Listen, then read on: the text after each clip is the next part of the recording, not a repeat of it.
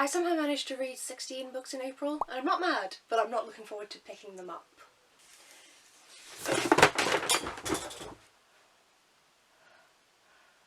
Ow. Oh, my ear.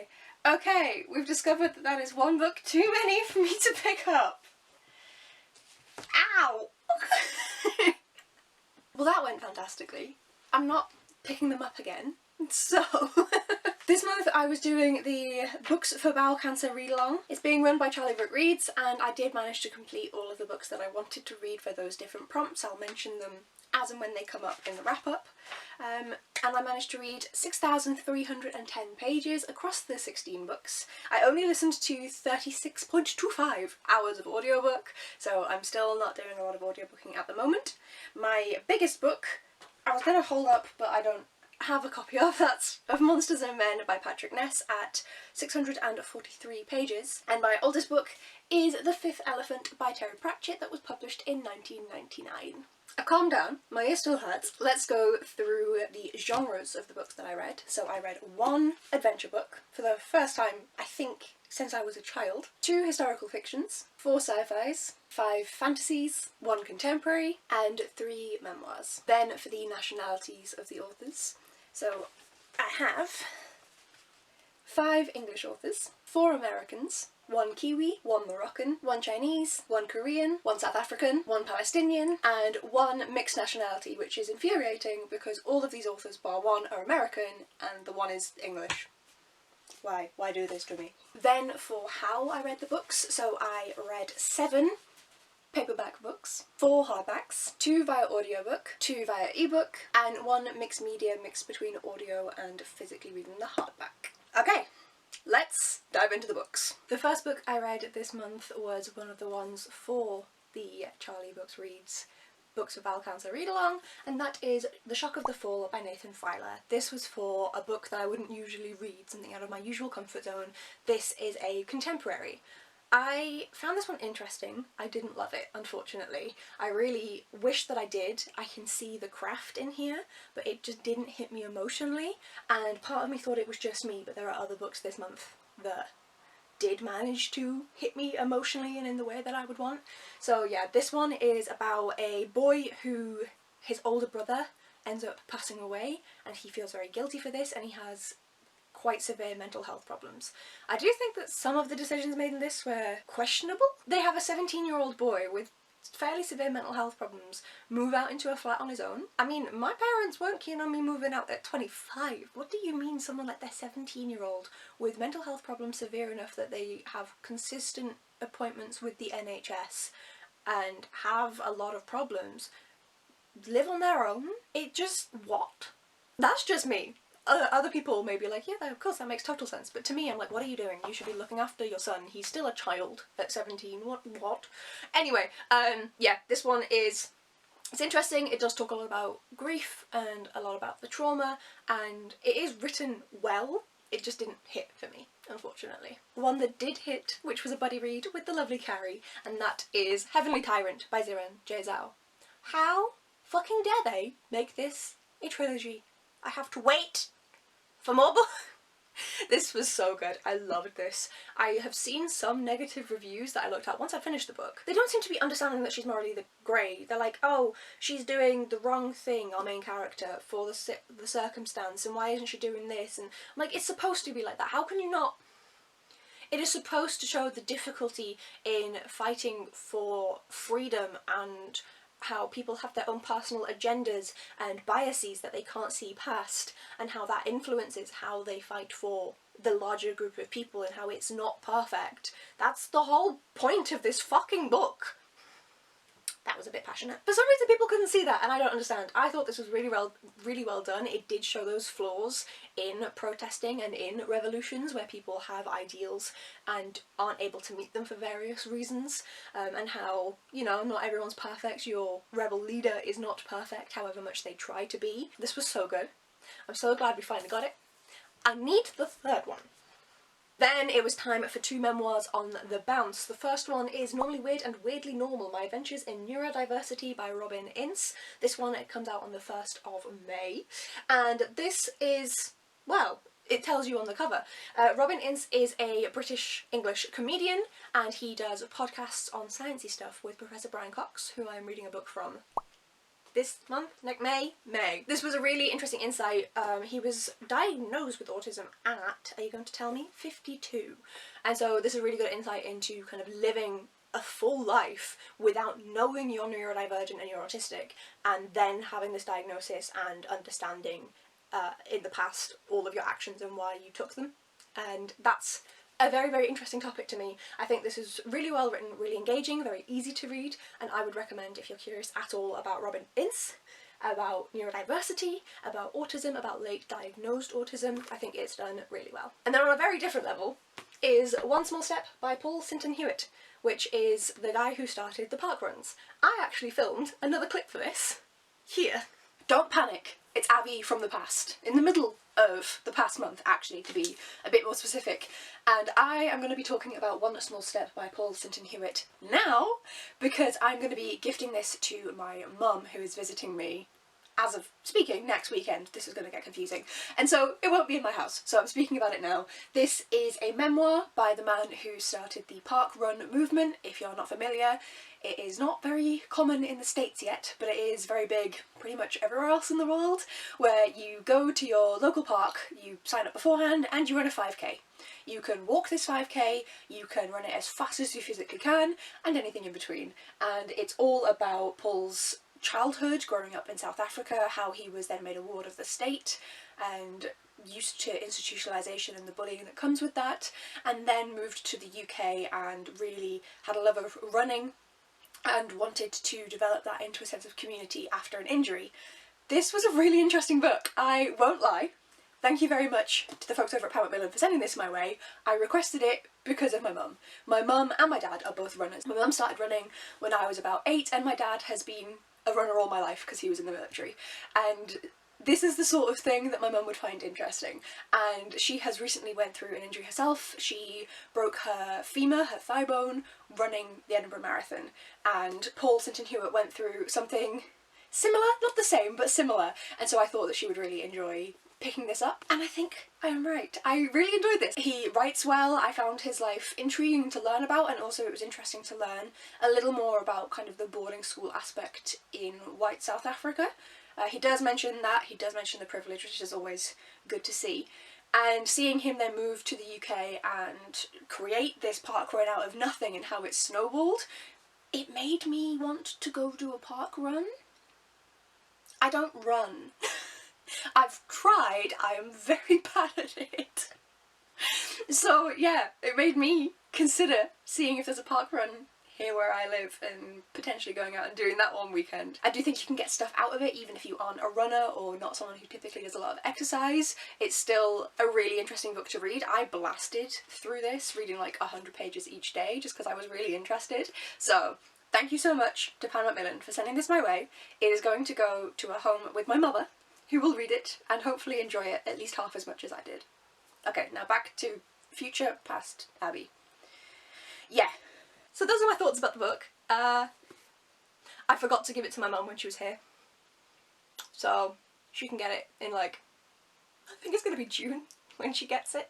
Sorry mum, it's fine. And then a darker one. We have Cilka's Journey by Heather Morris. This is the second book that the author has put out. It's technically in a series, but it's just fictionalizations of real life stories of people who survived the Nazis' concentration camps. There's controversy around Heather Morris because some things that she wrote about in the first book, in The Tattoos of Auschwitz, which is Lail's biography essentially.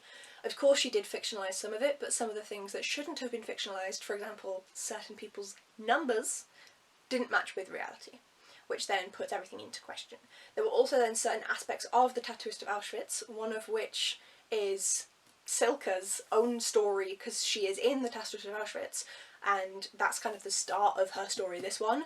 The National Auschwitz Memorial group have said that that has no evidence of it ever happening. Morris does state in the back here, basically it's the usage of women in war, let's just say that. And Morris does say in the back of this book that it's something that happens in every war, and that's why, that she's fully went along with it. And I agree with that. It does happen a lot. Women are usually the ones who are caught up in the mess in this specific scenario. But I do want to mention that the actual authorities on this say that it didn't happen. Regardless, this book is actually about when Cilka has been set free from Auschwitz, but is then taken to a Russian gulag for conspiring and working with the Nazis, is what the Russians have said is what she did, by being raped continuously. I've never really learnt much about the Russian gulags, and of course I do want to now go and look into it a bit more, knowing that there are issues around Morris's reliability and her accuracy, but it was a good introduction to the topic, and I think as a fiction story, separate from any issues, fiction story, I think it was well written. I enjoyed getting to see the different dynamics in different areas of the camp, and this one didn't make me cry. This is another reason why I was like, am I emotionally stunted now? Because Tatooine of Auschwitz made me weep, and this one did not. But I do think that as a story, it's a well-written story. Just go into it knowing that although she claims accuracy because of Laila Sokolov, I wouldn't necessarily say that there is accuracy. It's something to look into yourself instead, and it is a way to really emotionally align yourself with the horrors that happened both during the Nazis' reign and also once they were relieved of their power. And this one, before I forget, counted for a book with red on the cover for the prompts, and also for a book I've been avoiding, because Tatooine of Auschwitz made me, like, break down, and so I thought this was going to do the same. It did not! It was fine to read. I know this now, but I've been avoiding this for, like, 8 years. Then I read my Discworld book of the month. This is book number 24, and that is The Fifth Elephant by Terry Pratchett. This one is another city watch, and it has Vimes going as a diplomat to Uberwald and having to try and be a diplomat, while all the rest of the members of the watch do very interesting things. I really enjoyed this one. It's hard to talk about these books. So basically, the captain of the city watch, Commander Vimes, is also a lord. And so he is sent over to Uberwald, which is a different city to Ankh-Morpork, and he is supposed to be an ambassador when they are having the Low King of the Dwarves being crowned. But, as always with a City Watch book, there is a crime, and Vimes must solve it. And obviously there's shenanigans, there's nonsense, there's werewolves, there's vampires, there's dwarves, and as always Pratchett manages to include fantastic discussions on everything. This is the one book that I've read and then I'm like, why on earth? Why, like 2 years ago, were people trying to say that Pratchett was transphobic, when in this book that was published in 1999, when it was not popular to talk about such things, is very clearly trans-friendly. The confusion. Regardless, this was another fantastic book. I am coming to love the City Watch books. I love all of Discworld, we all know this by now. Then, the traditional holding this up, because I don't have the actual book, but I'm going to put it down this time, of Monsters and Men by Patrick Ness. How very fucking dare he. I need more. I really needed more closure with this series personally. It does close everything out as needed, especially if you then read the short story that comes bound into some of the editions, or you can read it separately for free online. If you read that, it does close everything up and gives you a little bit more information. I personally needed more closure. This is just a me thing. I needed more closure with how dramatic, how violent, how the discussions that this book has had and everything like that. I just personally needed a little bit more of like a closure to what was happening. You don't really get that. However, fantastic book, great discussions as always. Same as Pratchett, but like really well done for YA, of war, of humanity, of being at one with nature, of colonialism, of sexism. I can't believe I'd never read Patrick Ness. He's fantastic. If you are considering picking up one of his books, obviously I've only read the Chaos Walking trilogy, but if his writing translates to the other books, they must all be fantastic, and I understand the bandwagon now. Then I went for A Day of Fire, a novel of Pompeii, which is written by Kate Quinn, Stephanie Dray, Ben Kane, Eliza Knight, Sophie Perrineau and Victoria Alvear. This is a collection of 6 short stories that are interconnected and are from 6 different viewpoints for the eruption of Pompeii. I literally did my master's thesis on the 44 eruption of Vesuvius. The eruption of Pompeii. You know what I mean. I really liked how interconnected this was. It was really interesting. All of the different viewpoints are dramatically different. We have an enslaved girl who is used as a sex slave. We have a Roman senator. We have lots of very different viewpoints, and I really enjoyed that, but I also enjoyed how their stories interwove together. Pompeii wasn't a huge town. I mean, it was fairly big, but these people interacted. And I loved seeing those little tidbits throughout each story where everyone was interacting with each other. I think that was really well done and really well interwoven.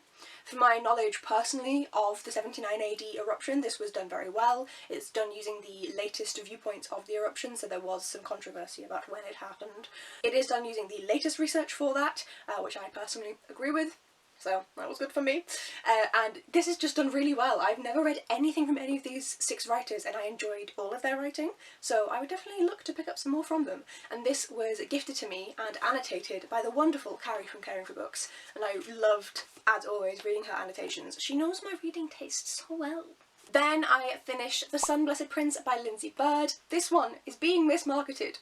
Some people seem to be going into this book expecting it to be a romantasy. It is not a romantasy. This is a fantasy book that happens to have a slow burn romance as part of the subplot. Please know this going in so that you're not disappointed. It is not a romantasy and you won't get that out of this book. I loved this book so much. There is political intrigue, there is a really interesting magic system with life and death as concepts. This prince can bring people back to life and can heal wounds, but then there is also the other side, the flip side of this coin, where people can touch people and cause death. And these 2 countries that are in this world that both have these people with these abilities are fighting and in battles, and obviously we have a point of view as one of the princes, we have a point of view as someone who's been captive from the other country, and we see the political machinations going between. There are plot twists, there are reveals. This was so good. I had such a great time with this book. I loved reading every single second of it. I will say that there was a tiny bit where, how can I say it without spoiling, there is a situation that our prince ends up in like the 3rd quarter, and the timing in there seems to get wibbly when you read it. Not that the author's doing anything wrong, it's just hard to keep track of time. However, with the situation that the prince is in, it makes sense that the track of time is lost. I feel like I did that spoiler free, I hope so. Like I said, there is a romance in here. I actually really like the romance. It is a male-male romance, and these 2, but it's very, very slow burn. Like, nothing has happened in this book. So be aware of that going in. Please don't think it's going to be a I can't emphasise enough. I've seen people reviewing it like 1, 2 stars. Some of them 3. I understand the 3s, but reviewing it 1 or 2 stars because it's not a romantasy. It's a fantasy book. It's published by Tor, not by Bramble. It's not published by their romantasy imprint. It's published by Tor. Please be aware, this is a fantasy book, and it's a really good one. If you go into it expecting what it actually is, you're going to have a good time. I feel like it is political enough to be really interesting, but not so political that people who really don't like the high politics of like Jade War and things like that won't enjoy it. And I need to know more about the magic system. I need to see more of all of our main characters. I really like this series. On a slightly less frantic note, we have Stories of Your Life and Others by Ted Chiang. This was gifted to me by Eleanor Nicketer, and I really wanted to read this collection because Stories of Your Life is what the film Arrival is based off of, and that was my 2nd ever date with my current boyfriend, was to go and see that in the cinemas 8 years ago. So I did really want to read this collection, and I really enjoyed it. There were a couple of stories in here that I didn't like as much as the others. I feel like the Golem story that's in here needed more development, and there's one story that isn't a story and was like for a magazine submission and it's 3 pages long, and I didn't vibe with that. Other than that, loved this. Fantastic. So good. I won't bore you by reviewing every single short story in here, but I really liked them. Other than those 2, they all got 4 stars and up. I don't think any of them got 3 stars. I think it was 2.5 and 1, and then 4 and 5. Stories of Your Life, I gave 5 stars. I also gave the second to final one 5 stars, and the first one I gave 4.5. It's a really good collection of sci-fi short stories. If you've never read anything from Ted Chiang before and you're curious about sci-fi, I recommend. And then I read an ebook of The Dream Hotel by, I have forgotten this author's name because I did not have it physically in my arms. Laila Lalami.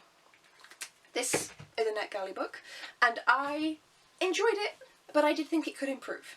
So this, The Dream Hotel, is we are living in a future version of our current society. In this version of society, people can be imprisoned for the possibility of them committing a crime. If they're at high risk of committing a crime, they are put into kind of like a holding area. It's supposed to just be like, oh, we've just retained you. It's a prison. It is. And our main character then has their dreams read, and they end up being a risk, apparently, for murdering their husband, and is put into this imprisonment. And it's supposed to be for just 28 days, and it never is, and she ends up spending almost a year in captivity. This book talks about government surveillance, about ever increasing prevalence of technology and the fact that we don't know what people are doing with the data that we allow them to access. It talks about the incarceration system, the imbalance of power, the way that inmates' labour is used, the way that inmates aren't treated like humans. This has so many good discussions. I will say that partly it's the ebook's fault. It wasn't formatted very well, and so I did struggle with certain bits. I think part of it is so that we don't, you know, like pirate it on a website, but like line breaks in the middle of words and like different capitalizations, as well as it being very poorly formatted in general, it did make it a bit difficult to read. And I did also find it hard to really be absorbed into the book for the solid like quarter of it. Regardless of that, by the end I was really interested and really enjoying it. I think it's really well done. It's not a 5-star, but it is like a 3.54. 3.75. What is Storygraph doing to me? I enjoyed this book and I'm glad I read it. It has a lot of good points and definitely made me think about the United States incarceration system. I want it from a British perspective just because it's me, and I am quite curious about my own country's shortcomings. We are on to the final 5 books. First up we have The Quiet by Barnaby Martin. This one is in a world like ours but in the future, and people have switched from living during the day to living during the night because the earth has gotten so hot due to climate change that you cannot go outside during the day. There is also, across the earth, a sound shield, something that is covering the earth and makes these weird noises, and scientists are trying to research what it's doing, and they kidnap children as part of this, and we are following a woman who is trying to keep her son safe. I feel like that's all I can tell you about what's going on. That's reasonable, but also up until 50% of the way through this book you have no clue what's happening. I was interested, and the writing is really quick to read through. I was blasting through this book with no problem at all, like accidentally reading 2 of my marked sections in a day without meaning to, but it does leave you in the lurch of not knowing things, and I will say by the end, if you cannot deal with being unsatisfied, if you need to know what happens, this is not the book for you, because I need more. I need there to be a sequel. I understand why it ended the way that it did. I understand that it's kind of also trying to make a commentary on humanity's desire to know everything and to go to lengths to do that, and you are then not told everything about the story. At the same time, just give me the Barnaby Martin's writing is something that I really get along with. It's really quick to read, really well written, so I do want to read some more from him in the future. I believe he's got a 2-book deal with Macmillan, so there will be more from him in the future. This one comes out on the 15th of May if you do want to pick it up, and yeah, I did really enjoy this one.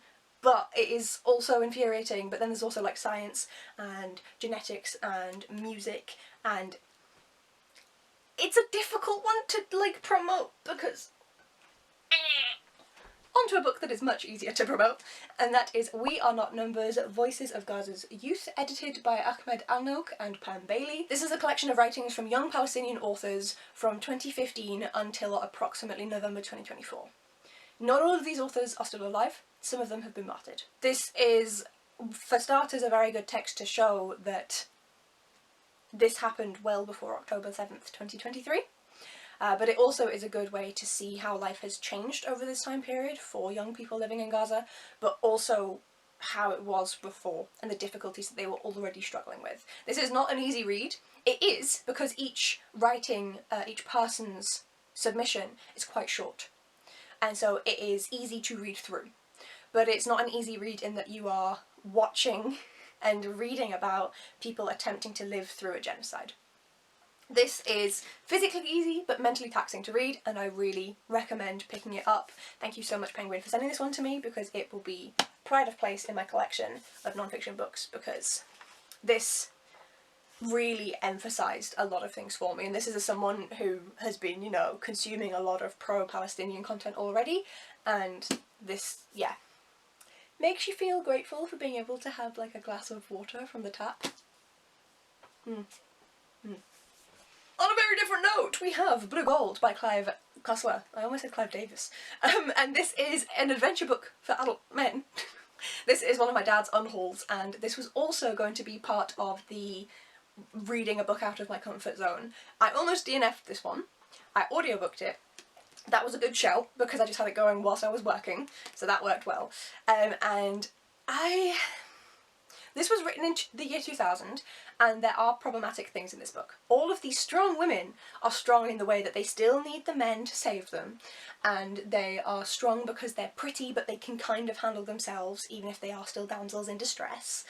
But they are smart, they are intelligent, they are strong, and there is good depiction of Mexicans and Mexico, but then there is bad depiction of the indigenous peoples in the Amazon, calling them savages and stupid things like that.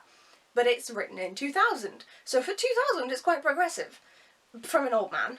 He would have been in his 60s at this point-ish. So yeah, an old white American man. I'm like, okay, fine. And the plot was interesting. I've never read a Numa Files book before, but you can just kind of dive into them. I was reliably informed by my dad. And it was interesting. Trying to save the world's water supply, because the water supply is dwindling. Trying to save animals. It starts off with a load of whales passing away, so animal death is right at the beginning of this book, so it's not a spoiler, and we don't learn anything about it in detail, but a pod of whales does die. And I thought the mystery was well done. I liked the fact that they were like, you can't control all the water. It was a weird mix of progressive and not. 2000! So I'm glad I read it. I'm unhauling my other Clive Cussler book, because I don't think I want to read any more from him, but it's got it off my TBR. It was an experiment. I learned some things. We are happy. Then I finally read one of my Goldsborough books, and it is 5 Broken Blades by my Corland. This one is interesting. Very interesting. It describes itself as Six of Crows meets... is it Kill Bill? I forget. And I do get that. We have 5 main cast here who are all hired in for a heist. They're going to steal the crown off of the king's head. For reasons. And obviously things don't go as planned. They end up not knowing if they can trust each other. They build this trust up into like a little family, and then the trust is broken down. All of the usual plot points. Done well, short chapters, fast read, really engaging. I am excited to read the second book. I need to see how it goes. I am so excited. This is really fun, and I'm mad at myself that it took me this long to read it. We have a woman who has been trained so that her body is poison. So she poisons people at the behest of her owner, because she is enslaved. We have someone who we don't know how, but she's a really good thief. That is revealed later in the book. We have a strong man. We have the person who was the prince of this country and then was exiled by the king. We have the secret spy master for this kingdom that is now turning against the king. It's a whole thing. And then last, but never least, The Dark Mirror by Samantha Shannon, the 5th book in the Bone Season series. I have been rereading the rewrites before I get to this book. This was amazing. It's such a struggle, but everything you've wanted is in here. It also doesn't give you everything, but it gives you enough.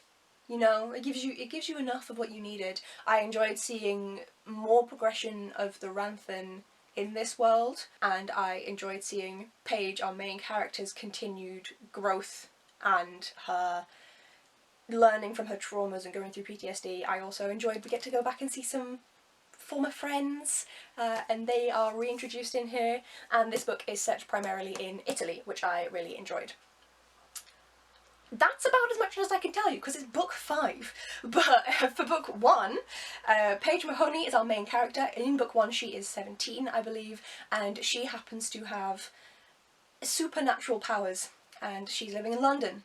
And these supernatural powers are illegal in Xiran, which controls all of Britain and France, and they're trying to expand as an evil empire. And she is captured by this evil empire and put into a prison, essentially, where these Refrates, who are godlike creatures, torture them. And the book series goes from there. God, I'm so bad at describing the Bone Season each and every time, and yet this is one of my favourite series of my entire life. Like, the Books of Pellinor, Skullduggery Pleasant, and the Bone Season. If you just left me with them, I'd be happy. So this was absolutely fantastic. Everything I wanted. I need the book 6 already. But the way that she leaves these books, I need book 6. And as expected, I had a fantastic time reading this book. It is amazing. It is gorgeous. Samantha Shannon's writing has developed so much and is so... I need more. And those are the 16 books that I managed to read this month. Again, I don't know how I'm managing this. It's slightly ridiculous. Not complaining, but I also am not getting through anywhere near enough of the physical books on my TBR. I need to do that. A lot of these books were new books this year and or arcs, and I really need to actually read my shelves. Will I ever do that, do you think? Maybe. Maybe. No, one day. Yeah. Let me know down below in the comments if you have read any of these books. I would love to hear your thoughts, whether you agree or disagree, and let me know your favourite book from this past month. Whilst I gave many of these books 5 stars, did we truly expect a different answer? I don't think we did. Thank you so much for watching, folks. If you enjoyed, please do like and subscribe, and I will see you in the next video. Bye!